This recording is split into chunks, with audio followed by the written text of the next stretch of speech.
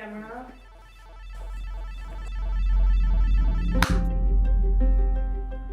Yeah, like this. Okay.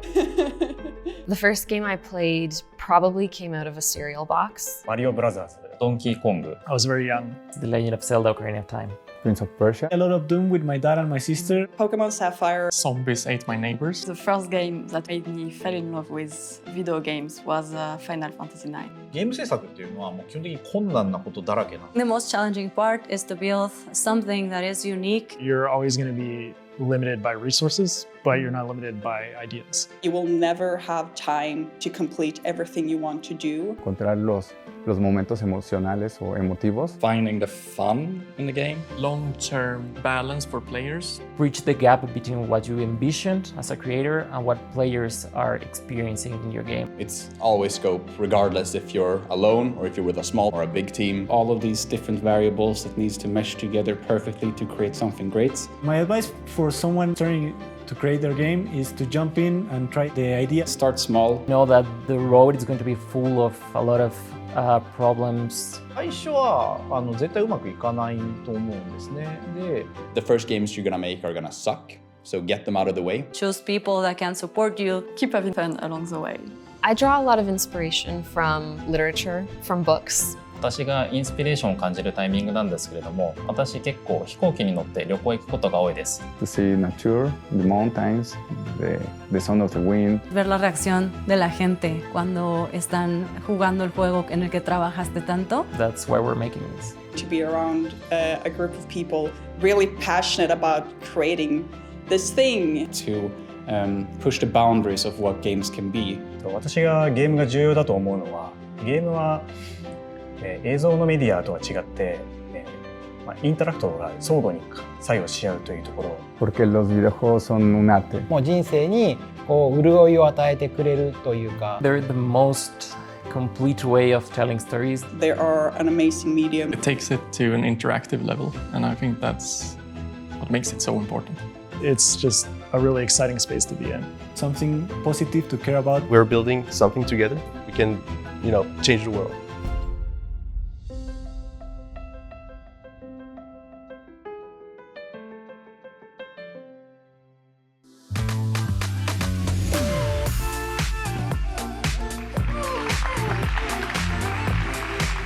Hey everyone, and welcome to Unite. It's so great to kick off this event with so many great indie developers from around the world. We're so honored that we get to play a part in their and your success stories. It's hard to believe that our last Unite event was in 2019. This year's event is hybrid to reach our global and local community. To the Unity game developers and partners who are joining us from around the world, we're thrilled to have you with us. This is our largest Unite ever, with more than 10,000 of you tuning in so far. Thank you for being here.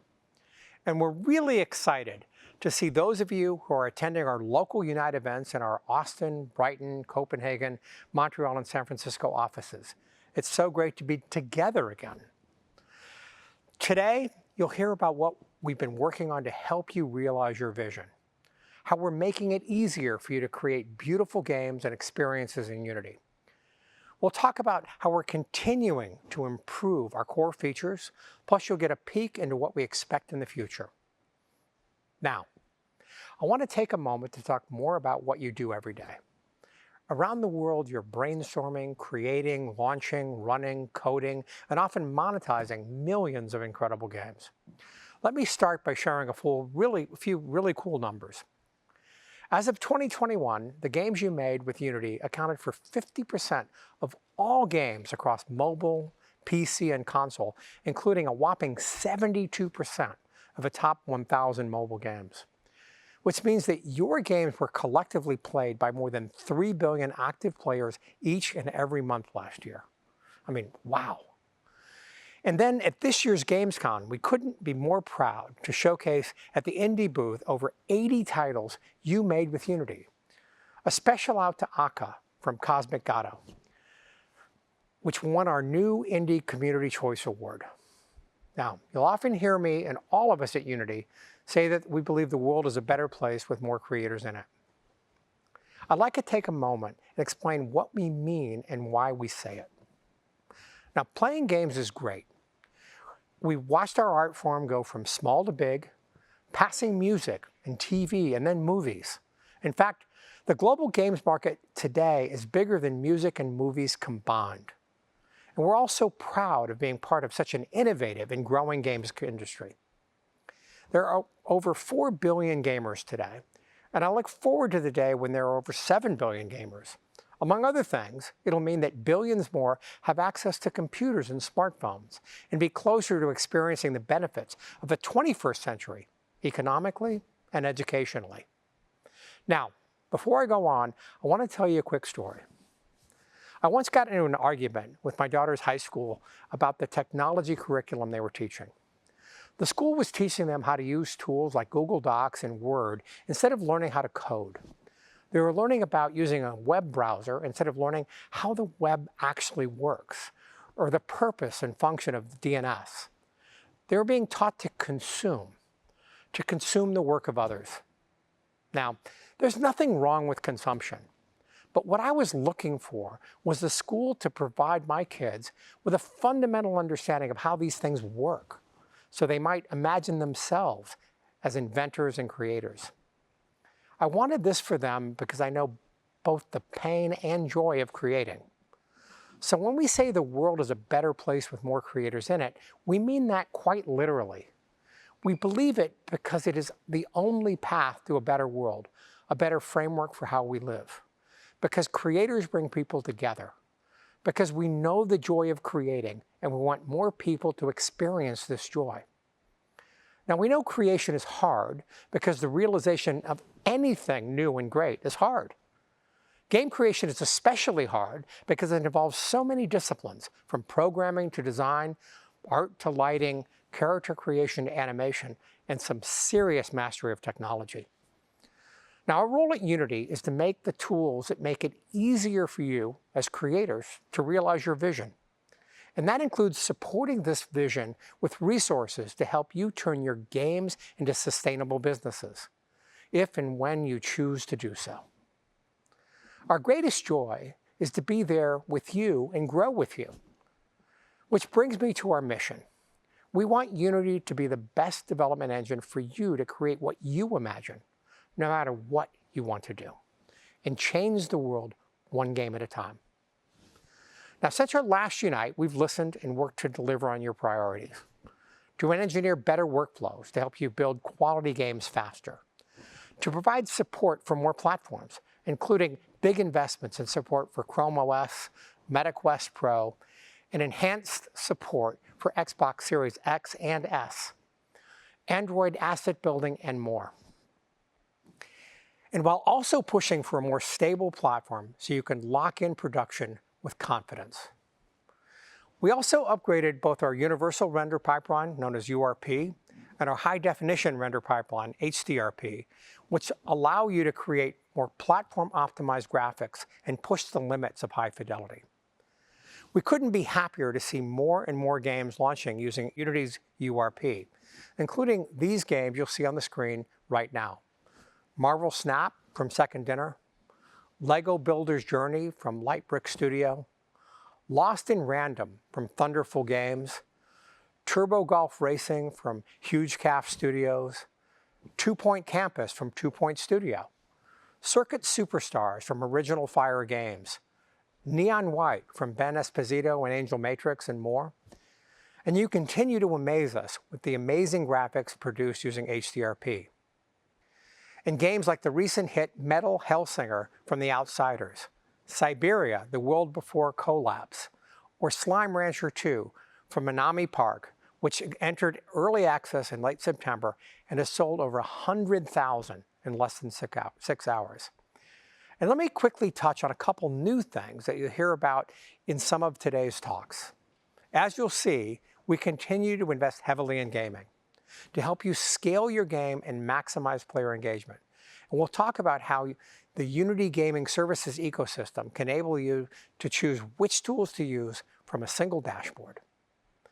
To help you create super ambitious games with massively detailed worlds, large-scale simulations, and first-class multiplayer support, we have a big announcement about dots, so stay tuned.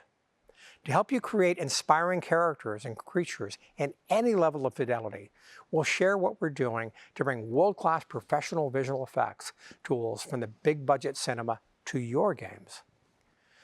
We're encouraging you to share your feedback and what you'll hear during today's great lineup of speakers. We're stronger when your perspectives are at the center of the conversation and development cycle. Thank you all the developers who push us to be better. And now, to kick us off, two folks you might already know pretty well. Please welcome our very own Lucas Meijer and Will Goldstone. Lucas and Will, take it away. All right. Thank you, John. Hey, everyone. Hey, everybody.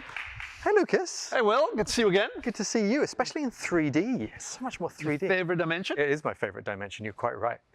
So, Lucas, we're back at Unite. Let's focus. This is very important. So today, you're going to hear about 3 words a lot: build, scale, and innovate. So these are just ways of thinking about Unity as an end-to-end platform for you to make incredible games. So if you're at your first prototype, you're excited about your idea, through to building your first game, shipping, managing, building a studio with a team, we want to be there with you at every step along the way. So as your games and businesses grow, our platform is going to grow with you. So today is all about showing you what we have in store to bring that vision to life. So Lucas, what do we have in store? Give us a little teaser. All right, so we're going to be looking at creating amazing graphics for players on all platforms. There's a section about building better editor tooling, so that's you building better tooling for your game in the editor using UI Toolkit. UI Toolkit, yeah. Exactly. We'll talk about managing and developing multiplayer games and how we can make that easier. It's very difficult. There's a section about knowing your players and understanding them better and what they're doing and using that information to make better decisions when it comes to game updates and when to send them and to who. And then the last section is for people that really like to see Unity push to its limits. It has ambitious and innovative games. There's some Weta stuff in there, there's some dot stuff in there, some digital human stuff. But we're going to start off with build. In particular, cross-platform virtual reality development with Doreen. Let's do it.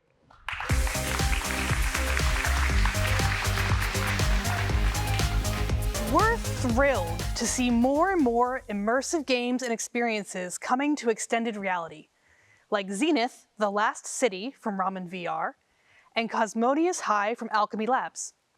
In fact, 58% of top-selling VR games are made with Unity. And on certain devices, that number is even greater, some as high as 70%. We support the most popular XR devices through our partnerships with PlayStation VR, PlayStation VR 2, Meta Quest 2, and the recently announced Meta Quest Pro. We also help you reach headsets through OpenXR and XR SDK. But we know that one of the key issues that you need to overcome as VR developers is cross-device play. Because just supporting devices isn't enough, right? You also need to think about interactions across these devices. Traditionally, building VR interactions meant working with multiple SDKs and often coding from the ground up. And today, we're enabling better cross-device interactions through the XR Interaction Toolkit, or XRI, now available from the Package Manager. XRI sits right below your application. It provides a common framework for interactions, gestures, and controller support, which streamlines your work across multiple devices. XRI comes with a set of base interactions for grabbing and locomotion, plus ray interactors for selecting objects in the distance or interacting with UI elements. This means you build interactions just once, and they work everywhere. You can also use XRI as an API to create your own interactions, meaning you can customize controls specific to your title's gameplay. Now, let's bring Nathan from Vinci Games out here to tell you how they're using the editor and XRI to build Blacktop Hoops, a first-of-its-kind VR basketball game. Look who has arrived. We're back in business, baby. Time to ball out. Let's go. Woo, that was clean. Oh, you got me out of my seat. Wait, I don't have a seat. Ah, left you looking silly out there.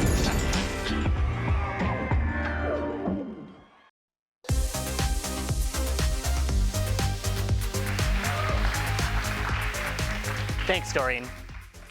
At Vinci Games, we grew up playing iconic arcade sports games through the early 2000s. We wondered, could we take the essence of those titles and reinvent them for a new generation of players in virtual reality?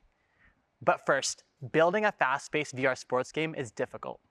You need to make sure the mechanics feel intuitive, and the game has to be performant across all devices. That's a huge undertaking. We built on top of XRI and the new input system to develop custom controls that work across any VR platform. Tweaking inputs and remapping controls is simple. It helps us ensure players have a fantastic experience no matter what device they're using. In multiplayer, it was critical for us to have full-body avatars to maintain immersion. We built our own solution using the animation rigging package to dynamically blend between animations and inverse kinematics. As players dribble, shoot, dunk, and defend, their avatars move naturally. You can challenge others in competitive pickup games that feel just like you're on the court. For single player, we worked with professional athletes to record hundreds of motion capture animations. We used Behavior Designer extensively, so every opponent you face feels unique, and they react based on your playstyle.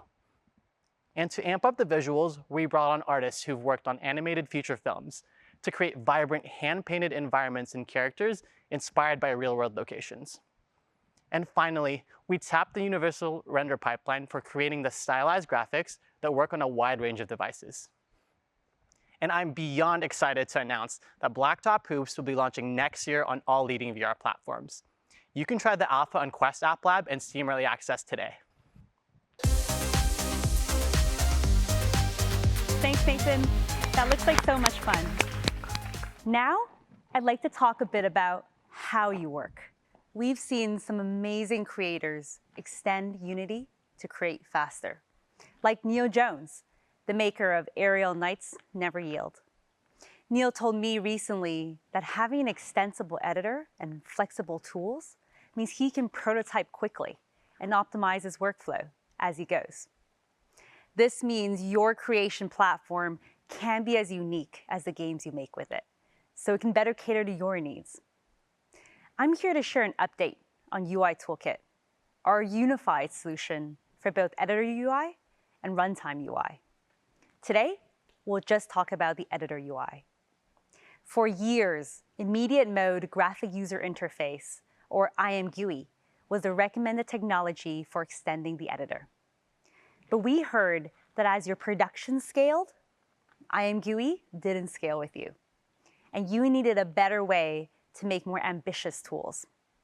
Now, while we continue to work on runtime, I'm here to announce that as of the fall TechStream release, UI Toolkit is reaching parity with IMGUI for customizing the editor.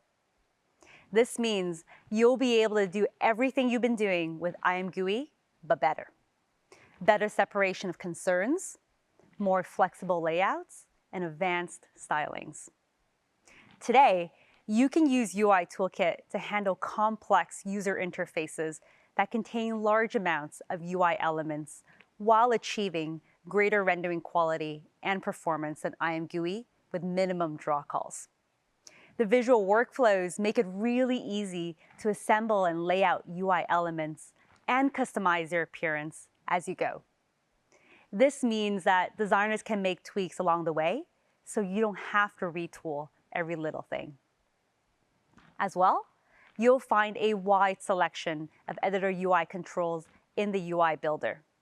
These range from standard controls like buttons and text fields to more editor-specific ones like the property field and toolbar. These are all easy to find and intuitive to use. Right now, you can create UI by editing dedicated text assets for structuring and styling user interfaces, while the logic is isolated in C# files. If you need to modify these assets, no compilation time is required, so you'll be able to iterate faster than before. And when these are combined and assembled, you can use them to build a reusable library of styles and widgets for your team. Now, let's see what's ahead. In the coming tech stream, we use UI Toolkit instead of IMGUI to generate default inspectors. This means that all UI Toolkit custom property drawers will work everywhere. We also ported common built-in property drawers to UI Toolkit, so you don't have to write a full custom inspector to personalize the appearance of object properties. You'll be able to add the new tree view controls to display hierarchical lists. Similar to the list view controls, these are built with virtualization in mind in order to handle very large data sets efficiently. And both now support multi-column. To allow the easy authoring of splines, charts, graphs, or other kinds of data visualization, a new vector drawing API is also coming for making custom controls. And we've just released a new design system for the editor. This guides you through best practices from fundamentals like accessibility and typography, all the way to advanced patterns for displaying windows or error messages. And in 2023, we'll continue workflow and performance improvements.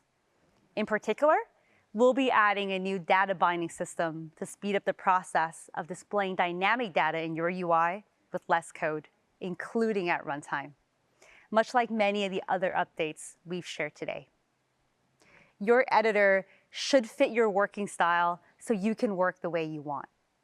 To see the new updates in greater depth, join Damien during the Unite sessions for a step-by-step demo. But this isn't the only way we're changing visuals in your workflow. Up next, Nancy's going to dive into the latest in graphics rendering.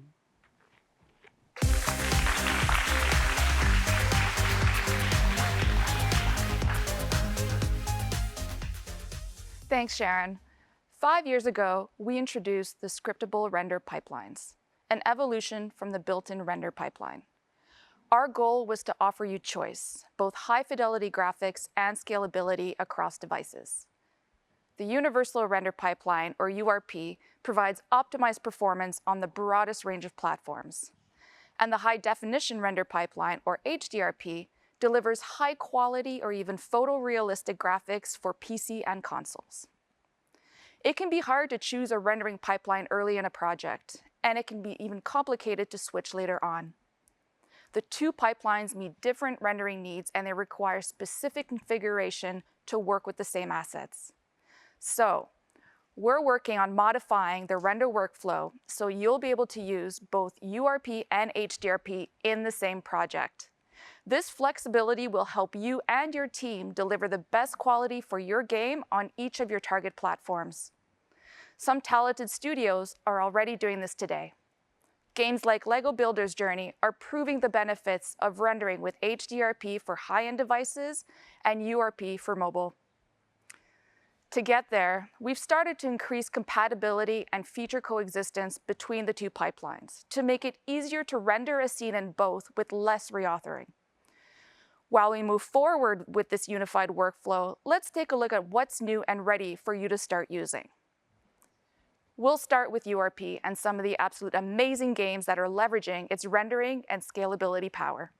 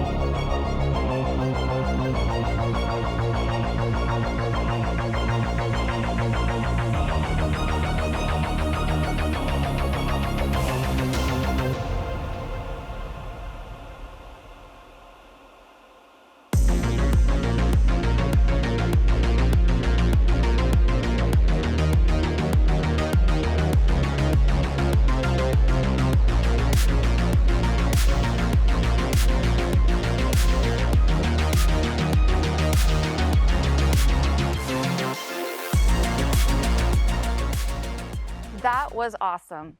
Games like Lost in Random, 2 Point Campus, and Pentiment show us how URP enables a variety of art styles and fidelity.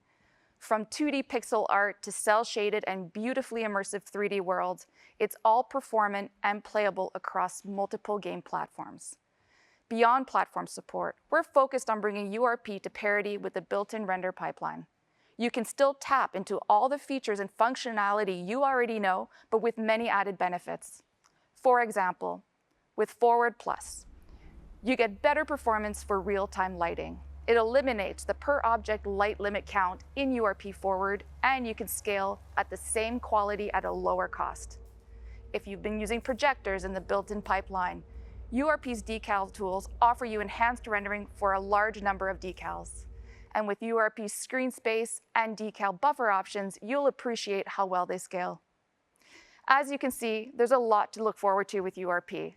Now let's hear how URP is performing from a studio's perspective. I'm thrilled to welcome Hannah from Obsidian Entertainment to share a bit about their ultra-cool new game, Pentiment.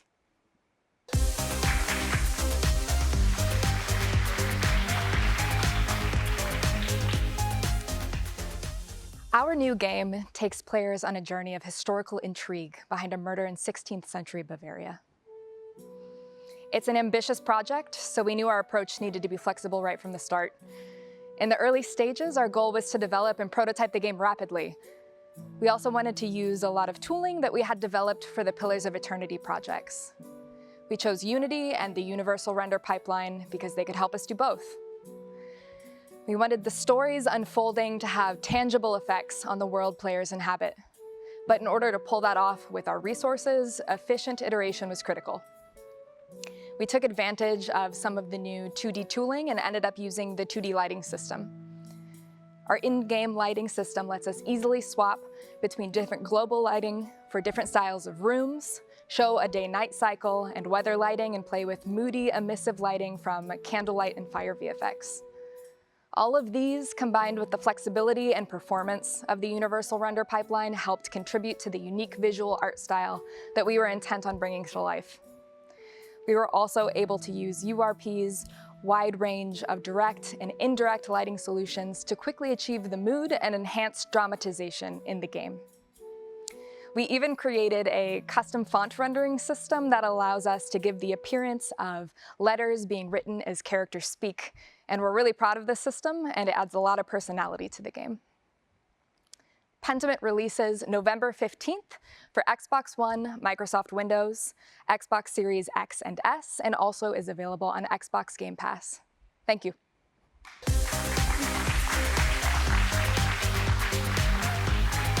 So thanks, Hannah.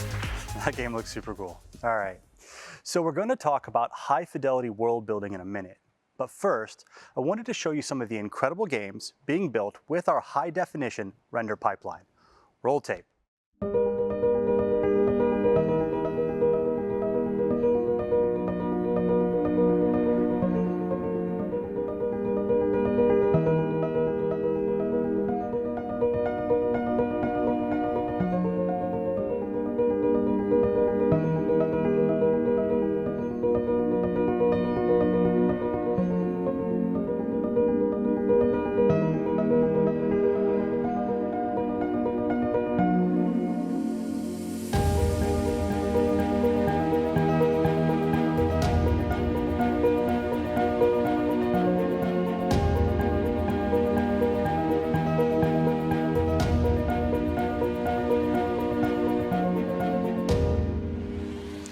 I love when I get to do that. I have the coolest job. Anyway, I'm sure many of you know games like Siberia, The World Before, and Slime Rancher 2, right? Well, they're all made with Unity and really show off the capabilities of HDRP. So let's dive into the tech to see what HDRP can do for you and your projects. First up, we'll take a look at the new and upcoming features to help you build dynamic environments. To start, we'll light the environment and atmosphere. Let's move our sun and enable static HDRI sky, which uses a high dynamic range texture. However, this sky is, well, static. HDRP offers automatic wind distortion of HDRIs, and we can use this to make it more dynamic. This can also be driven by a flow map. Because our sky is literally an image, if we move the sun, the sky won't update to account for that. But we can switch to HDRP's physically based sky in just 2 clicks. Now, we have a realistic simulation of Earth's atmosphere.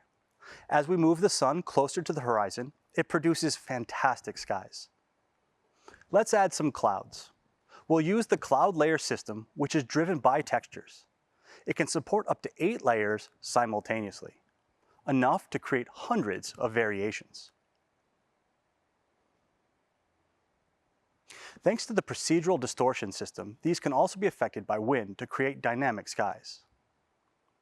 But the real star of the show here will be our true volumetric clouds. These are lit by the sun and surrounding environment.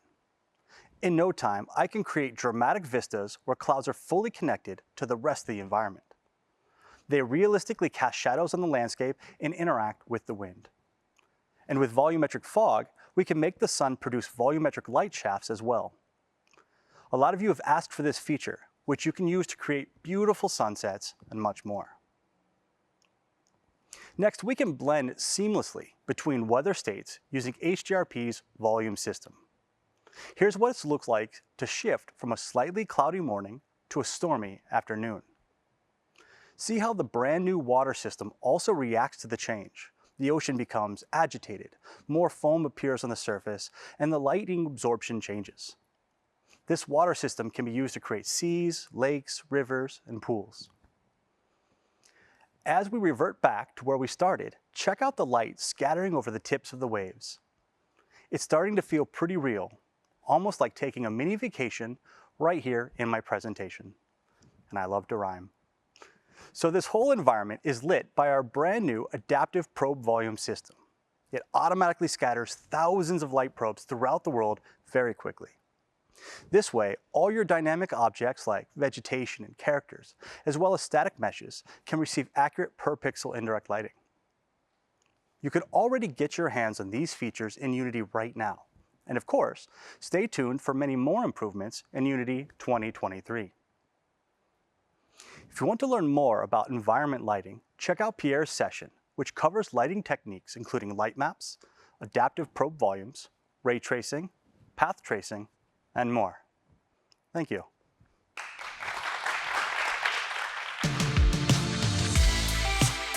Thanks, Mike.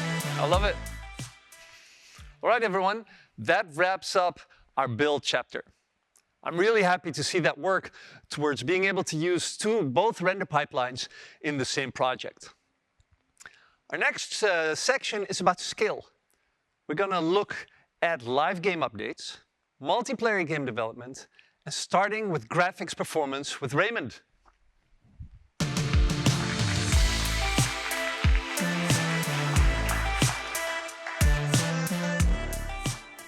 Thanks, Lucas. There are many challenges when developing stable and performing games across all Windows platforms. You've got a seemingly infinite number of configurations to consider.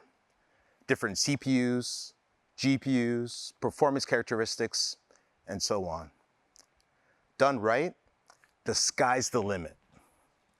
Earlier this year, more than half the top 20 games on Steam were made with Unity, including V Rising, Warhammer 40K Chaos Gate Demon Hunters, We Were Here Forever, and Songs of Conquest. We love seeing your games on the most played lists because it means you're finding success with our tools. And that's what makes this next news so exciting. After extensive work, testing, and listening to a lot of community feedback, DirectX 12 is now out of experimental. We recommend it to develop your projects. DirectX 12 will get you closer to the metal than ever before. It provides better CPU utilization and enables graphics features like DirectX ray tracing. This means you'll be able to move beyond DirectX 11 to a more modern API that's supported on most Windows-based hardware. And we're not stopping there. In the 23.1 tech stream, you'll see better performance than DirectX 11 for CPU-bound applications. Further CPU and GPU improvements will also unlock support for graphics jobs in the editor. So when you're rendering these large scenes, you'll definitely appreciate a higher level of responsiveness. And this evolution means we'll be moving ray tracing out of preview next year as well. We've already seen some fantastic games made with DirectX 12. So now, check out this work by Secure Rabbit. She used both ray tracing and DirectX 12 to create these rich real-time scenes.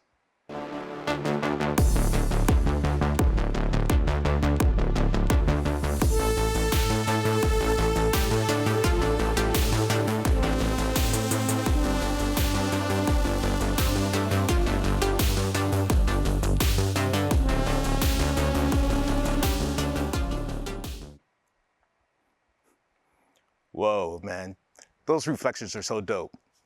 This is great news if you're targeting high-end devices for your game. You can develop confidently and achieve impressive visuals with advanced graphics features. So up next, Stacy's going to talk about solutions to help you reach your players anywhere and keep them engaged.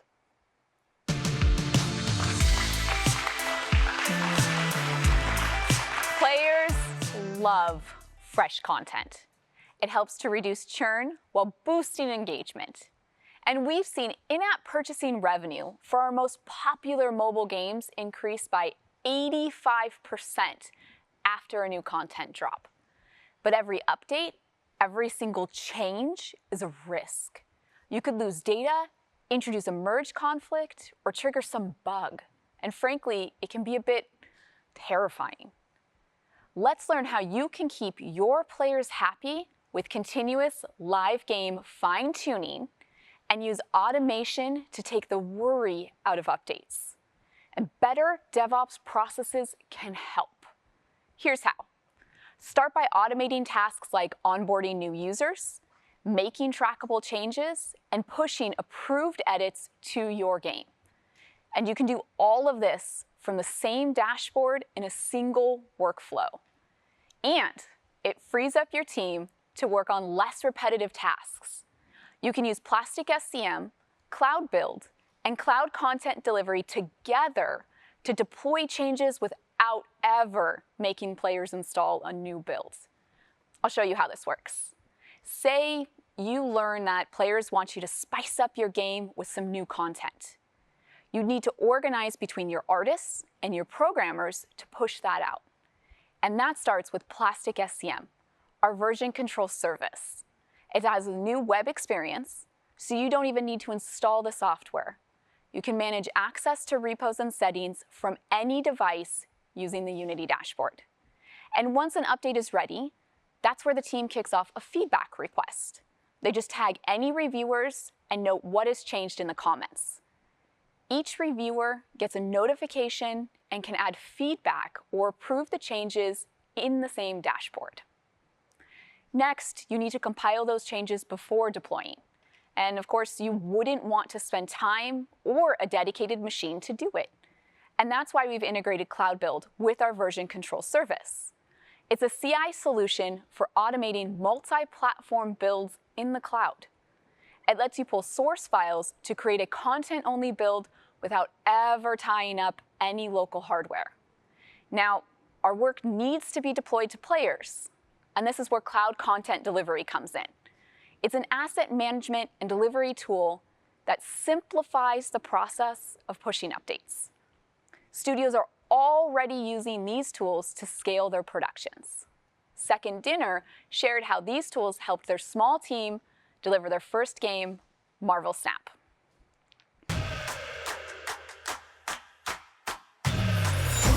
Believe in heroes.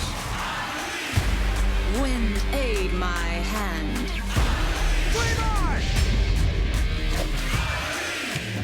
Oh, snap. Enough said, bub. For a photo after this? We can lose the battle. We gon' win the war. Toy with doom at your own peril. When things get tough, that's when we show up. That's when we show up. Oh, snap. Say it with me. Friendly neighborhood Spider-Man here. Union to me. Believe that we will win. Excused by reach. take a swing at us, you better hit hard, cause when we swing back, it's like, oh God. What a game! Avengers!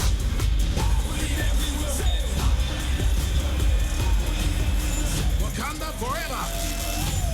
Next time, I'll try to break a sweat. Oh, snap! Now, Aaron, the team's Senior Director of Engineering, told us that Unity Cloud Build let their team pump out nearly 15,000 builds in roughly 4 years. He said, Unity Cloud Builds and Unity Cloud Content Delivery have provided tremendous value to our development efforts. Simply put, they allowed our small team to scale big and compete with companies 5 or 10 times our size. That is pretty impressive. But while frequently updating your game is essential, so is knowing how those changes are resonating with your players.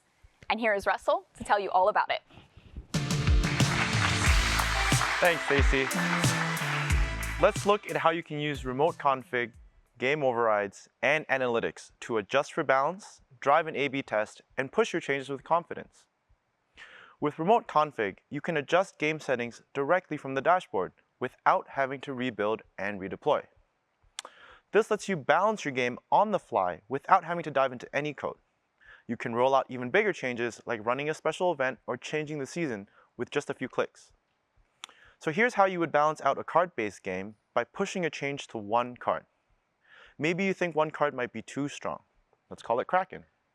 Say you change its damage value from 5 down to 2. You believe this change will balance the game, but how can you know? And this is how you would run a small test. Game Overrides interacts with services like Analytics and Remote Config to determine which groups of players would receive a change. You would create an experimental group that has the new adjusted card and a control group that keeps the original card values. Game Overrides handles the rest. It uses Remote Config to apply changes to different player segments. Next, Analytics shows the impact of these changes. It delivers deep insights in real time about your players' behavior.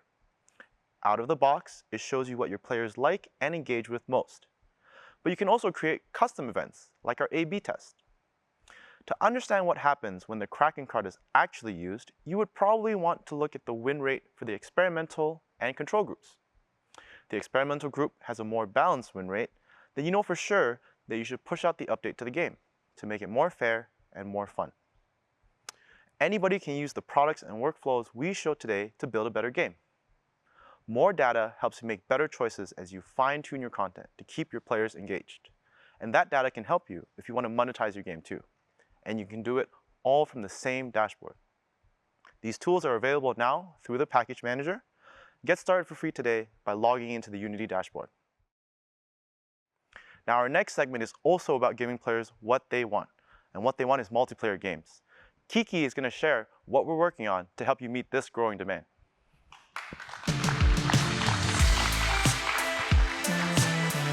We're blown away to see so many amazing multiplayer games being built with Unity.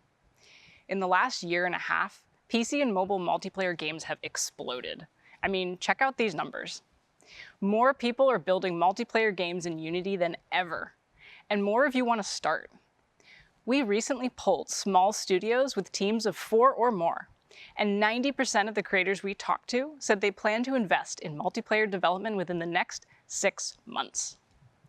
We want to continue making it easier to develop innovative multiplayer experiences. So we're improving our Netcode solutions and bringing services like matchmaking and game hosting right into the editor. We're working towards an end-to-end solution that covers every aspect of your multiplayer game, from creation to ongoing management of a live experience.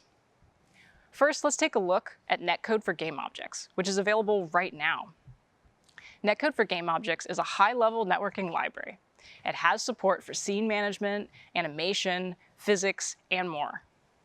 If you're a Unity developer looking to get started with multiplayer games, you already have the skills to use Netcode for GameObjects. It's based on the same GameObject system that's core to the editor experience.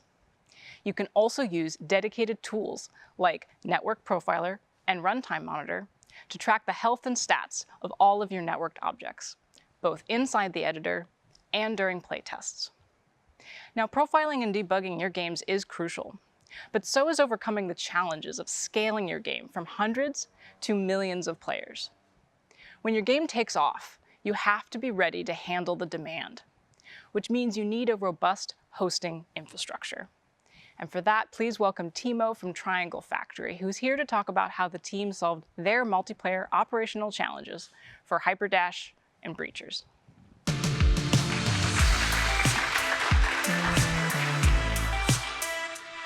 Off the back of the success of HyperDash, we're now launching our newest game, Breachers.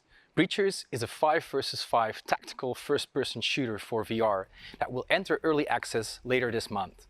With some of the biggest shooters in the industry, like Apex Legends, using Unity's game server hosting, we were confident it would be a great solution for both HyperDash and now Breachers. We had a ton of help from the multiplayer experts at Unity. They brought years of experience working together with our own team on the integration. Enhanced support included running server builds to test for the optimal configuration and giving estimates of what things could potentially cost.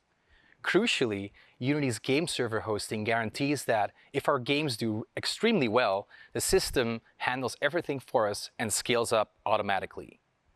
With Breachers, we also needed a matchmaking solution. Matchmaking is a very complex and difficult problem to solve, certainly for a smaller team like ours.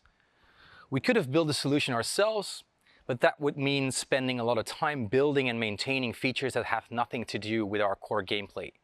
We are in this industry to build games and not to build the systems around them. So we chose to use Unity's new Matchmaker. It's integrated with game server hosting, which means pathways to all the information needed to start a game quickly or already in place. We found it super flexible and easily configured to support different game modes and variations. You can also experiment and playtest with new modes and match rules without impacting the current build. As with HyperDash, we wanted to have voice chat support.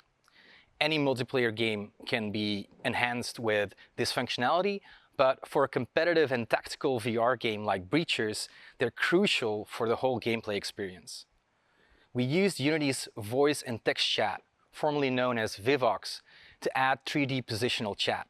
This makes things super immersive, plus we can ensure better moderation of our community to keep things positive. I'm happy to announce today that HyperDash will be free to play starting in early December, and Breachers will be entering early access later this month. And what you've been seeing here today, that's an exclusive reveal of the map that will be playable during our open alpha. Over to you, Caleb.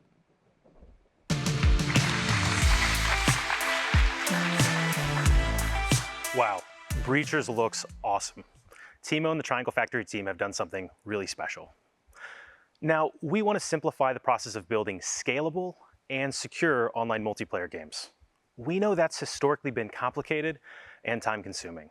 So we've been hard at work to make these challenging jobs significantly easier with our game server hosting and matchmaking systems. Let me show you how quickly you can get started. The first step of this process is integration. Here, you import and integrate the server and matchmaking SDKs into your game project. Once you have a working server build, these tools enable you to quickly upload and manage builds or container images. Next, you can configure your runtime and scaling settings through the Unity dashboard. These settings let you control how your game runs, set startup parameters, and establish how much computing power your servers need. For scale, you can specify where in the world to locate your fleets and set safe upper and lower scaling limits. Finally, you can configure your matchmaking queues, pools, and the game design logic for matching players together. These rules are powerful. They let you customize things like match size, role preferences, skill balancing between teams. You can even configure different rules for different sets of players, like your champion players. Constraints can be relaxed over time, so you're in control of how long your players wait to get into matches. But we want you to try this for yourself with Netcode for GameObjects, Dots, or any other tools you might already be using. To that end, our friends over at Exit Games have created a large-scale Battle Royale sample using Unity and Photon Fusion. This sample is available today for free in the Asset Store. It has the SDKs already fully integrated, so you can download it, follow the simple included guide to get online, gather some friends, and try it out.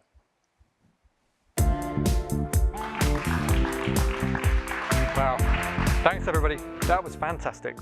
You know, it's really exciting to see so many opportunities to make multiplayer games with Unity. And to be able to share those updates with players that you know they're going to love because you tested them, that tech is pretty cool. It just takes the guesswork out of running a successful game. So, to backtrack, building with the editor, scaling with our services, I hope you're starting to see what we mean when we say an end-to-end platform experience. In our final chapter, Innovate, you're going to hear where we're at with DOTS, the data-oriented technology stack, as well as some exciting news about the transition we're making as we bring the tools of the visual effects industry to Unity for real-time games. It's really exciting stuff, so stay tuned. So without further ado, for the latest on DOTS, please welcome our favorite entity himself, Monsieur Laurent Gibert.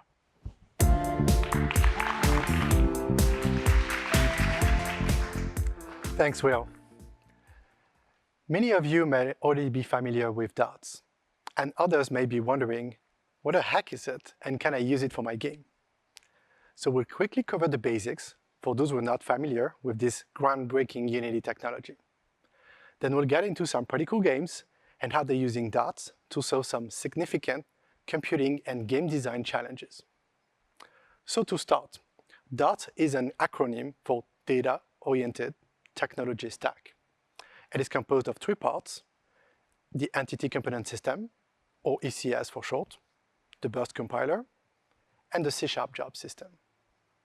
For the right games, DOTS is a great alternative to an object-oriented coding framework. It lets you write safe, multi-threaded code that can deliver massive performance gains. Simply put, DOTS powers ambitious games. So what do we mean by ambitious games? Let's look at just one example for now.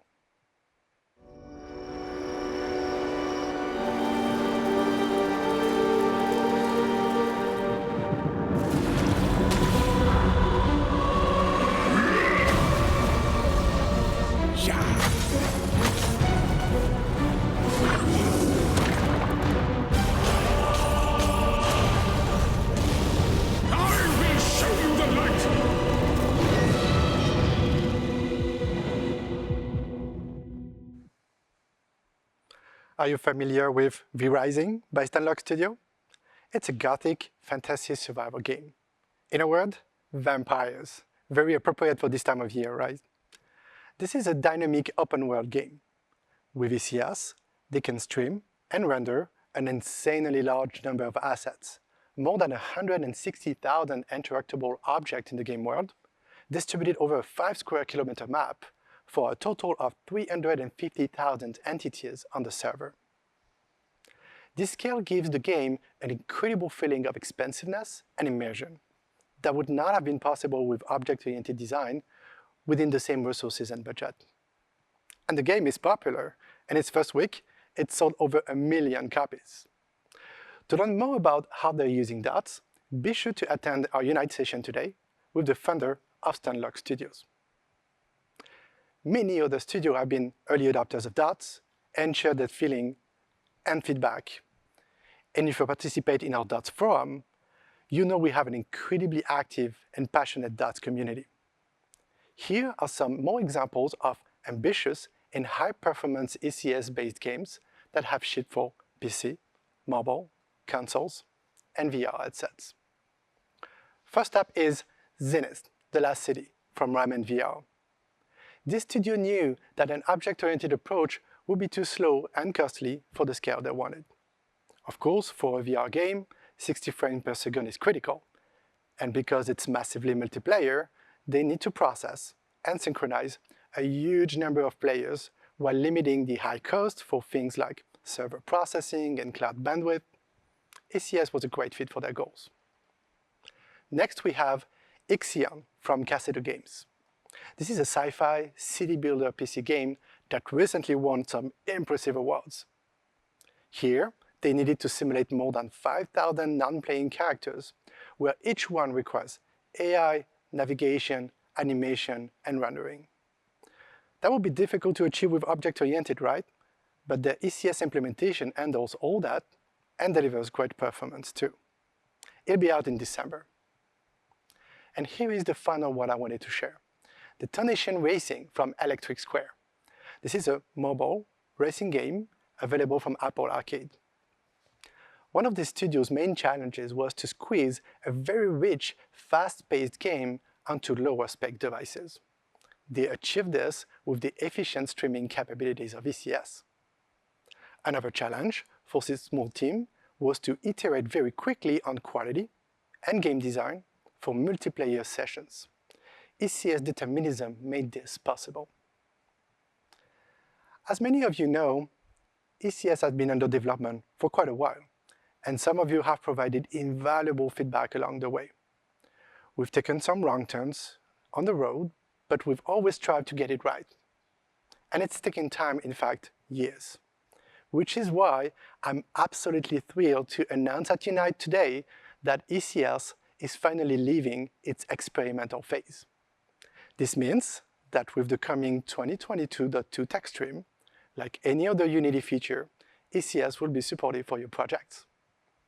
ECS comes with Unity Physics, Havoc Physics for Unity, Netcode for handling large multiplayer games, and a graphics package to render at scale.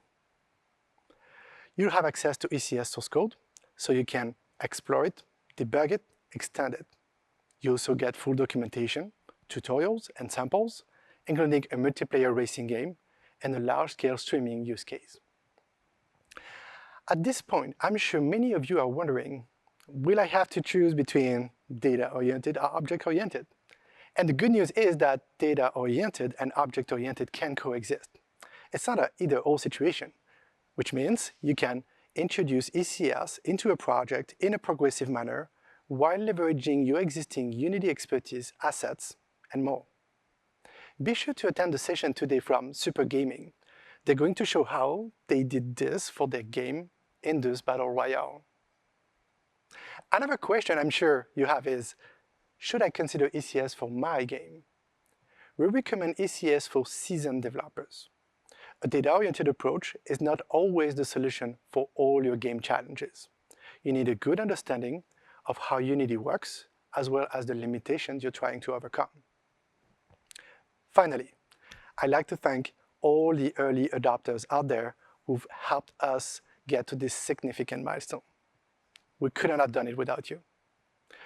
We encourage you to learn more about DOTS and the major benefits it can provide for powering ambitious games. We want to help you achieve all your goals in Unity. Performance is just one part.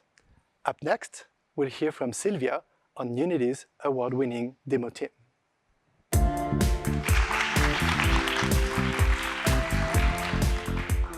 Thank you, Laurent. As humans, we are hardwired to catch it when something looks off on a human face. That is why the pursuit of realism in characters is endless. Creating believable humans and creatures has always been one of the major benchmarks for progress in rendering technologies. And it is still one of the most challenging problems in computer graphics. But we are not shying away from pushing the boundaries to help you achieve the next level of realism in your real-time projects. This requires a long-term perspective that goes beyond any one new feature in a new release. The goal of the Enemies cinematic was to make Unity capable of achieving a very high bar of visual quality in real time. Working on the demo allowed us to collaborate closely with the graphics engineering team to improve lighting, rendering, and shading on the engine side. And of course, throughout the entire production, whenever we find issues, we work on making fixes and improvements to the engine. Sometimes we even add some missing elements. We develop them as prototypes and experimental features with the goal of bringing them into the main engine once they are mature. The most recent example is the new strand-based hair system, which lets us simulate individual hairs in real time. It is compatible with other authoring DCC tools for grooming and with all of our rendering pipelines.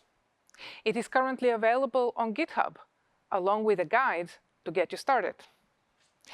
Many of you are already showing us how you are adopting and experimenting with it, like some footage that we got from Sakura Rabbit and from OnMind Korea. We will continue working on the hair system until it matures enough to become an official package. During the production of enemies, we also made a more performant skin attachment system. The character's skin and eyes are also more accurate due to new shaders. Tension Tech drives fine details like wrinkles, blood flow, and micro skin stretches. Today, we are ready to share these improvements as well. And the new version of our digital human package is now available on GitHub, so you can use it as well.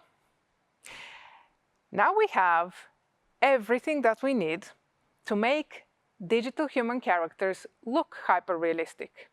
But that is only the first stage of the journey. The next huge step forward is bringing them to life. If it's not done right, human facial movement looks uncanny. The 4D capture approach that we used with enemies avoids this problem, but that is not practical for games where it must be possible to interact with characters. And this is where Ziva comes into play. Ziva brings decades of experience and pioneering research from the visual effects industry to enable greater animation quality for games and real-time projects. It uses machine learning-based technology to achieve unprecedented level of realism in facial animation and body and muscle deformations. What we are seeing right now is the enemies demo, but we have replaced the heavy 4D data playback of the character's performance with a lightweight Ziva puppet. The digital version of the face has controls in Maya that we can use to edit the character's facial expressions and deformations. Just like a digital puppet, the animator can puppeteer it in real time. That means it is possible to change a character's facial animations, for example, to portray a different emotion or expression. This toolset brings a level of quality and interactivity that is impossible with the facial animation methods used in games today. The Ziva puppet is only 50 megabytes, which is incredibly lightweight for such a high level of fidelity. This means that you will be able to produce facial animations at scale for all the characters in your entire game, and you will be able to maintain a high level of quality while staying within your memory budget. And we have also worked to optimize the project to fit the platform that many of you are building for. So, Lucas, can I have you help me out? You sure can. So I have this gorgeous demo that your team made running on my Xbox here in 4K. And I have some controls that the team added for me. And I want to show this shot at the very end that I really like. Yeah, this intense look here. I really love this look. You see the realistic skin rendering on a character that this time around actually has hair. Here, they gave me a button to add some wind to the scene. Look at that. Like the hair animates. If I move the head around a little bit, you can actually see it wobble around. And because we use Ziva for the facial animation, we actually have runtime control over her expression. I can make her look happy and I can make her look sad. So that really sort of brings everything together here. There's another shot in this demo I would like to take a look at. It's way at the beginning here when the character is sitting at this table.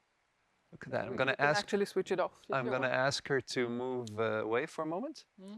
So here you can see the reflection of this dome on the tabletop. Let me try to get a better shot of it. There we go. So how does that work, Sylvia? Well, this is all made possible with the real-time ray tracing that Raymond was talking about a little bit earlier. And you can do that on the stable foundation of DX12. All right, so what's next for this demo? Yeah, well, you know how whenever we unveil a new demo, people always ask if they can play around with it themselves, just as you right now did. Yeah, so today we are making a standalone version of the enemies demo available for everyone to download and run on their PCs. Now, we will keep working towards building the tools and the tech to connect an integrated pipeline for creating digital characters. So next I have Luis, who is going to share how we are bringing Weta tools into artistic workflows for creatures.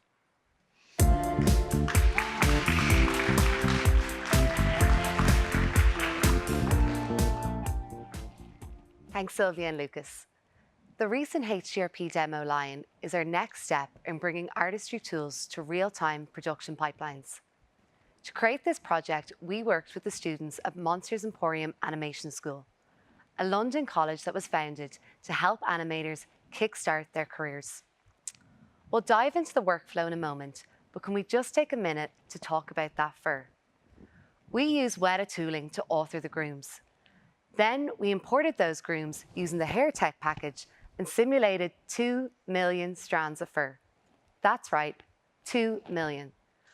We evolved our HDRP rendering capacity to shade and render the strands with top performance and high visual fidelity. The key to rendering the sub-pixel strands is a GPU tile-based rasterization algorithm in HDRP. This means no visual artifacts or strands with background noise. We want to help you create your own furry characters running in real time. So to help you start learning the workflow, we'll be releasing the Lion demo for you to explore next year. In this clip, we see a similar workflow to enemies.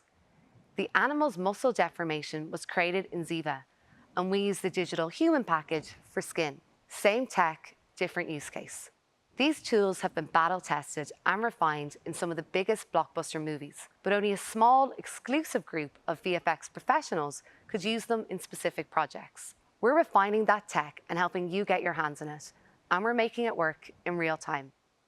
By bringing the Weta tools into the Unity ecosystem, we can make them available and accessible for you to use in your games. The Lion package is the first taste of the potential that these legendary Weta tools promise to unlock. Lion makes use of the complete ecosystem of artist tools: Ziva, SyncSketch, SpeedTree, Weta, all running in real time. We're connecting a complete artistic toolchain around these solutions, with environment and character pipelines coming next year. You can already use the Ziva real-time player for your puppets. It's free for Unity users and coming to the editor very soon. So no matter what your creative vision is, at any level of fidelity or immersiveness, we want to get you there. It's a long road, and we'll take it together, one step at a time. We can't wait to see what you create.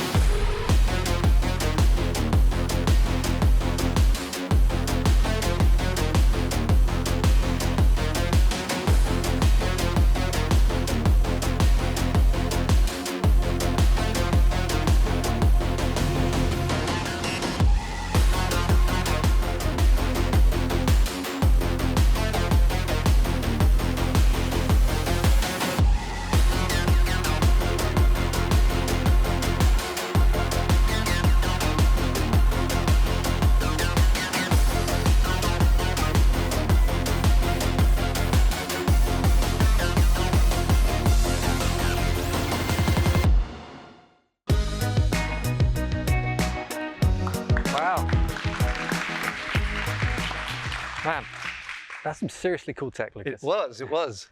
I mean, look at what we said before. Build, scale, innovate. It's all there in one package. Well, several packages, obviously. But puns aside, good show, right? Exactly. What was your favorite part? Thank you for asking. So there's a lot to unpack, but if I have to really pick one, and I think you're holding me to that, I would choose dots. It's a really big milestone, right? It is. we shipped several demos. We saw the Shark, and then we saw Mega City, and we saw FPS sample. But when you see a real game like V Rising, it's a small team, hundreds of thousands of interactable objects. It just feels like a great payoff. So massive props to the Stunlock team for pulling that out of the bag. It's really, really special. So go and check out V Rising if you haven't already. How about you? I guess it's hard to choose. I'm a big Dots fan, so I was very happy to see that. But the digital character stuff that I helped Sylvia show, I think that's definitely my favorite. The fact that graphics gets so real in Unity so quickly, it kind of blows my mind. Yeah, I can't wait to see where that pipeline goes. I mean, we know where it's going to go, but we're just not ready to tell you just yet. But there's lots to look forward to. So if you're as jazzed as Lucas, I'm sorry, are you jazzed?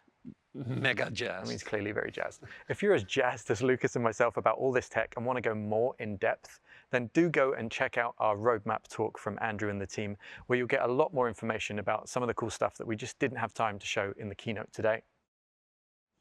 All right, well, that's it for us. Thank you for coming, and let's bring it over to John.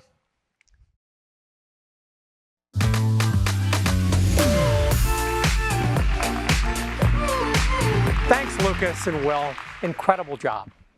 Hi again, everyone. I hope you've enjoyed Unite so far. It's so amazing to know that more than 10,000 of you have been watching all of this. There's a lot to unpack. You can go to our blog for a summary of the updates and new features we talked about today. We also have some great technical sessions curated just for you. You should check them out. We're thrilled you chose Unity to power your imagination and fuel your success. Thank you. And tomorrow, you don't want to miss our awesome virtual Unity for Humanity Summit. You hear great speakers talk about how they're using real-time 3D technology to create a better world. And you definitely don't want to miss the conversation between our keynote speaker, Rosario Dawson, and Dr. David Washington. It's going to be absolutely inspiring. Thank you again for attending Unite. I can't wait to see you all in person next year and get back to live interactions. I know I've missed them. Wherever you are in the world, have a great day.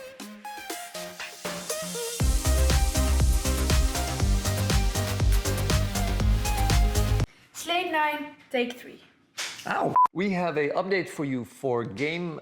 that seems like so little words to say. Ziva, SpeedTree, and SyncSketch, bringing them together for the first time. It's a hard thing to say, man. Bringing them together for the first time. Bringing them together for the first time. I'm really not sure about this toothbrush business. We will be showing our progress when it comes to adopting the .NET runtime, the .NET debugger.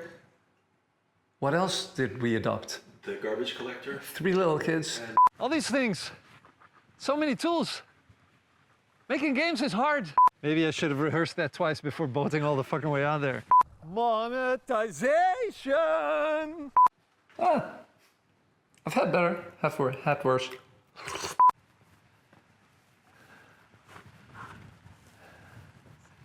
Is everyone waiting for a last final bit?